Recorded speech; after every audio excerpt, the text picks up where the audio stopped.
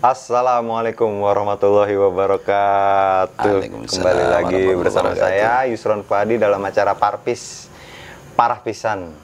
Parahpisan dalam artian mengangkat tema-tema yang ada di permasalahan sosial yang ada di masyarakat. Bersama saya kembali lagi bersama Kiai Fathuri Wahmat. Kali ini kita akan membahas tema pada episode kali ini ialah tentang mukjizat dan azab. Pakai mukjizat, ada mukjizat dan azab. Ini maksudnya kriteria masalah mukjizat sendiri ini pada zaman Nabi dan zaman sekarang itu berbeda apa seperti apa sih pakai? Iya. Itu ada yang nanya tuh gimana nih? Itu sih ada yang nanya. Ada nanya ya. Selain itu sih ya inian sendiri dah, improv sendiri ya, gitu. Nggak gini. Mukjizat itu kan bisa dimaknai dari dua sisi ya. Iya. Kalau kita menerjemahkan mukjizat secara etimologis, secara kebahasaan, itu segala sesuatu yang memang menunjukkan kekuasaan Allah. Yang dalam hal ini sekaligus menunjukkan tentang kelemahan makhluk Allah. Segala sesuatu yang, iya. Secara harfiah segala sesuatu yang menjadi kuasa Allah dan manusia tak mampu melakukannya itulah mukjizat secara bahasa. Tapi kemudian kalau dalam konsepsi syariat kita, mukjizat ini sudah menjadi sebuah istilah. Jadi sebuah keistimewaan tentang kebesaran Allah, keagungan Allah yang Allah berikan kepada para nabi. Iya, khususnya nih. Khusus kepada para nabi dan rasul. Iya. Maka disebut mukjizat karena itu hanya menjadi domain atau hanya menjadi hak prerogatif Allah yang manusia juga tidak bisa melakukannya atau membuatnya. Seperti kayak mukjizat Nabi Musa kan? Nabi Musa. Tongkat nih. Cus, laut kebelah. Nah, kalau tongkat ente 10 kali gini aja nggak ada yang kebelah kan? Nggak ada. Iya, bukan mukjizat itu namanya. Bukan, itu mah. Dan itu dimiliki oleh diberikan secara istimewa kepada para nabi dan rasul. Khususnya. Tergantung kita. Hari ini kan banyak tren ini. Wah, anak-anak muda, it's miracle. Wah, ini mujizat. Aku juga kayak keren gitu ya. Keren banget. Apa-apa dibahasakan dengan mukjizat. Dikit-dikit dapat inian mukjizat. Betul. Kalau dari sisi bahasa ya nggak salah jika mengatakan ini suatu yang luar biasa. Tapi berlebihan pakai. Tapi berlebihan. Karena ada semacam mendistorsikan ajaran bahwa yang namanya mukjizat itu wilayah kenabian. Iya. Jadi wilayah nggak bisa digeser lah. Nggak digeser. Sehingga ketika secara bahasa it's okay, tetapi begitu kita mengenal syarat, diperkenalkan oleh syarat kita, mukjizat sudah menjadi sebuah istilah yang melekat bagi para nabi dan rasul. Sehingga kita apa-apa ya tidak selatah itu. Wah, ini mukjizat. Latah nih bahasanya nih ya. Latah. Anti mainstream nih. Latah karena tadi menyamakan mukjizat dalam perspektif umum. Sehingga akhirnya menjadi samar dan ada semacam makna yang terdistorsikan, terhilangkan gitu. Karena memahami mukjizat adalah apa saja yang pokoknya dia keluar negeri ya kan, dapat duit, dapat apa jackpot segala macam ya kan, dibilang saya mukjizat. Saya nggak ngapa-ngapain tapi dapat rezeki nomblok mukjizat ini. Lain cerita itu ya. Jadi mukjizat itu cuman khusus untuk para nabi aja. Iya, jadi kita ketika menyebut istilah mukjizat maka kita konotasikan bahwa itu terkait dengan keistimewaan para nabi yang diberikan oleh Allah, yang itu diberikan kepada yang lain. Lah kalau nanti istilah mukjizat jadi hal umum berarti mukjizat nabi itu kabur. Wong nabi punya mukjizat, orang Depok pada punya mukjizat juga, repot urusannya. Nanti netizen lah ya itu yang pada ngupload. Nah, kalimat miracle yang dimaknai mukjizat bukan mukjizat dalam konteks itu, tapi hanya sesuatu yang menakjubkan dengan pembahasan yang sesungguhnya tidak proporsional. Tidak proporsional ya, tidak pas lah ya. Itu disebut mukjizat. Betul ya. Terlalu berlebihan. Kira-kira kalau untuk tahapan maksudnya nilai-nilai mukjizat itu sendiri untuk para nabi itu ada beberapa kriteria nggak sih? Ada nggak sih? Maksud saya gitu. Ya gini, kalau dulu kan kayak Rasulullah gitu kan dikasih mukjizat. Kayaknya maksudnya kayaknya waktu zaman Nabi kayaknya gampang banget gitu mukjizat itu terrealisasi gitu pada zaman itu. Kan gini, mukjizat itu diturunkan oleh Allah karena memang lebih bersifat, itulah salah satu anugerah Allah yang dijadikan sebagai sebuah dalil penguat tentang eksistensi kenabian. Maka diturunkan dengan sebuah pembuktian yang luar biasa. Untuk apa mukjizat? Mukjizat kan diturunkan untuk menjawab keraguan umat. Keraguan orang kafir yang tidak mengakui Nabi sebagai utusan Allah, tidak mau mengakui Allah sebagai Tuhan yang Maha Kuasa, turunkanlah mukjizat. Terrealisir karena tantangan atau menjawab tantangan zaman. Bahkan malaikat juga kadang-kadang nawarin gitu. Ya gitu kan. Nabi kira-kira ini kayak perlu nggak di sini gunung saya belah gini. Nah kayak gitu kan. Gitu. Nah itu mujizat. Nah mujizat sendiri kan kalau Rasulullah sebelum menjadi nabi sudah ada tanda-tanda keistimewaan yang Allah berikan. Itu namanya kan irhas. Keistimewaan irhas ini kan Nabi sebelum diutus jadi nabi. Kalau yang setelah jadi nabinya namanya mukjizat, tapi sebelumnya kan kita kenal dengan namanya irhas. Jadi secara substansinya adalah sebuah keistimewaan yang Allah berikan kepada makhluk pilihannya. Nah, makhluk pilihan ini sebelum menjadi nabi dia irhas, setelah jadi nabi dia namanya mukjizat. Lah, nanti di bawah nabi kan ada misalnya wali. Keistimewaan Allah berikan ke wali tidak disebut mukjizat. Padahal keren kan, hebat juga. Kekuasaan Allah juga, namanya kan karomah. Beda lagi gitu, berarti. Ya, karomah gitu kan. Ya itu yang kita kenal dalam perspektif Ahlussunnah wal Jamaah. Jadi pembahasan itu memang sesuai dengan kapasitas gitu kan. Dan ada levelnya. Loh, kalau orang pondok mana pondok Tarung sini punya mujizat kayak Nabi punya mujizat. Dikit miracle ya. Iya, miracle. Berarti banyak nabi berarti ya? Iya, banyak banget dong nabi-nabi nih. Tapi kayaknya kalau belum ngopi mah belum pas nih. Cocok ente. Emang kalau ngopi kelihatan parahnya. Ya tuh, datang ente ngomong mah emang dasar. Cepet banget. Lah, sebenarnya keluhan ente dikabul malaikat. Ini kalau kayak begini nih mujizat bukan nih? Begini nih. Lah ini kan yang jadi memperparah istilah. Nggak pada ikut-ikutan. Tuh berat. Sebentar. Ente lihat nggak? Emang ini event apa namanya? Apa nama? Program apa nih? Parpis. Lah iya, parpis parabisan. Lo sampai ini nih. Cak ini ya. Aduh. Ini tren baru Cak ya? Ini tadi saya nyari baki nggak ada. Lah berarti enggak, ntar saya nanya. Ini isinya software apa air? Air. Lah iya soalnya bawahnya pakai laptop kan. Cak ini bocahnya belum selesai skripsi ini. Ini punyanya kameramen. Iya. Betul ya. Oke. Saya bisa ngikut belajar. Monggo ini biar tambah seru ini. Biar seru ya, nih. Bener. Soalnya kita lagi ngomongin masalah mujizat nih. Apalagi. Tapi ini jangan dibilang ini mujizat loh ya. Iya, makanya tadi kan saya bilang sampai bawa kopi, saya ngomong kopi, toto kopi datang dan talanannya itu laptop. Itu merupakan mujizat atau bukan? Apa berlebihan sebenarnya? Ya memang nyeleneh. Kalau nyeleneh itu ya nggak semua mujizat lah. Kita lagi ngomongin masalah mujizat. Oh, itu menarik itu. Menarik banget, Catung. Sekalian saya belajar. Soalnya di kampung saya ya. Kampung mana emang? Di mana ini kampung? Oh, Jawa. Iya. Di Jawa. Kampung saya di Jayapura kan nggak mungkin. Oh, Jawapura ya, Jawapura. Ini Jawaika. Gimana? Ngomong Pak Hos tadi, ngomong mukjizat. Saya ingat mbah saya itu bisa ngilang ya. Apakah itu sama disebut mujizat? Oh iya. Kalau yang bisa ngilang. Kalau model yang gaya-gaya milenial itu yang nggak bisa bedain ya mujizat bilangnya miracle. Iya, berarti dia milenial ini. Artinya mukjizat dalam perspektif kebahasaan ya sah-sah saja. Tapi kalau mukjizat yang harus kita yakini kan kita harus meyakini percaya kepada rukun iman kan percaya kepada Nabi ya. Nabi. Nah, di antara juga mempercayai tentang mukjizat sebetulnya. Lah, mukjizat dalam arti kayak tadi bisa ngilang. Iya. Itu banyak pesulap-pesulap tuh pakai gitu. Nggak usah. Bilangnya lah kalau ngilang bagian dari mukjizat. Zaman milenial, apalagi zaman Covid, banyak orang bisa ngilang. Kenapa? Tahu nggak? Gara-gara banyak utang. Akhirnya ngilang. Berarti orang punya utang akhirnya punya mukjizat kan? Bisa ngilang. Nggak perlu dikira, nggak. Lu nggak usah banyakin utang, nggak usah banyakin wirid. Hilang itu, lah mukjizat kan? Mukjizat. Nah, itu. Ya.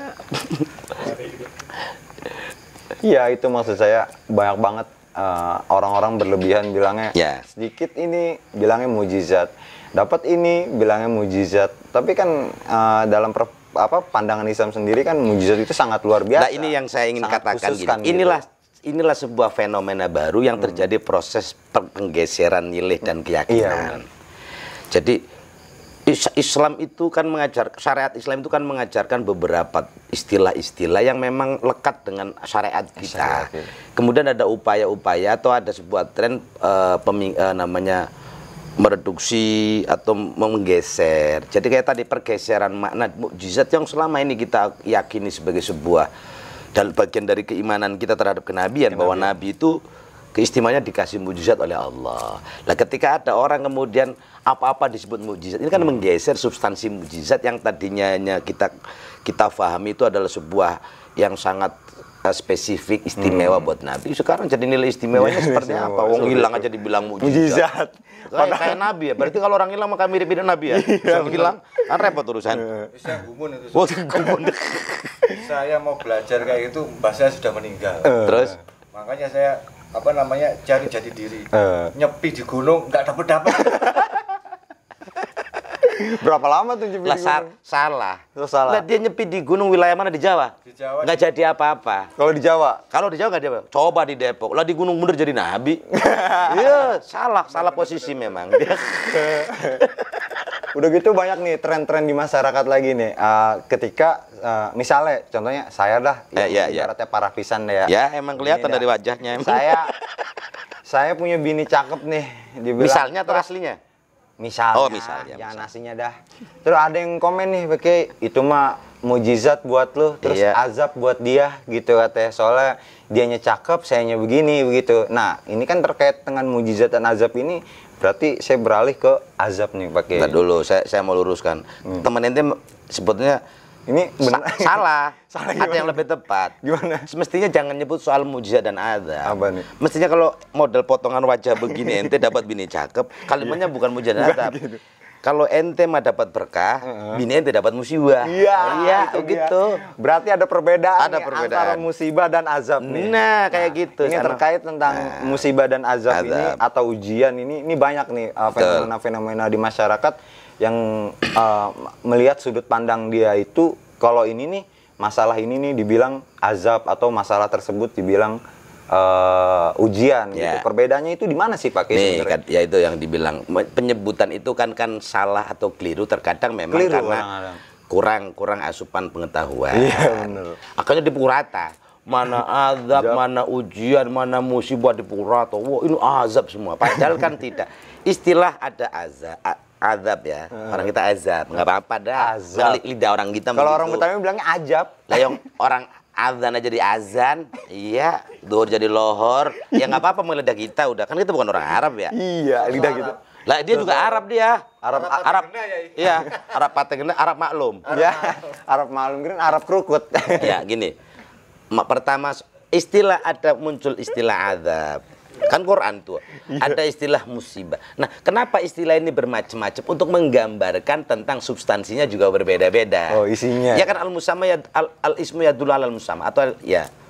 Jadi sebutan itu untuk menunjuk substansinya apa? Azab, musibah. Ditengok dari substansinya memang azab itu adalah sebentuk azab ini. Azab ini kan bentuk pembalasan, hukuman. Artinya karena pembalasan dan hukuman berarti sebab akibat. Azab itu turun karena sebab akibat. Dulu kaum Nabi Nuh diadab oleh Allah sebabnya karena mereka ingkar. Kemudian durhaka kepada Nabi. Tidak mengakui eksistensi melaksanakan perintah Tuhan. Diadab. Ya itu kalau zaman Nabi kayaknya gampang banget turunnya aja pakai kes-kesan gitu. Kalau sekarang kayaknya nggak kelihatan gitu. Beda memang. Bedanya gimana? Azab.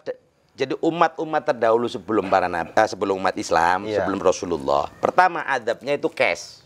Kes-kesan. Kata ente, kes. Kalau kata saya kes-kesan. Ya udah. Langsung diajar. Bahasa orang milenial lah. Langsung kontan itu ya. Kedua sifatnya dia menyeluruh. Sekali diadab semua. Nabi Nuh banjir bandang. Habis. Umat Nabi Lut ya, di hujan batu. Bukan.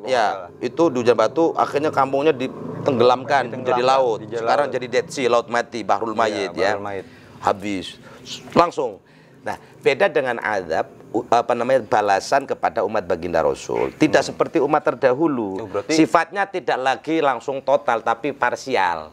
Siapa yang melakukan dosa dia yang diadab dia saja. Parsial apa catem coba? Anggap aja per wilayah gitu ya. Nah, lokal.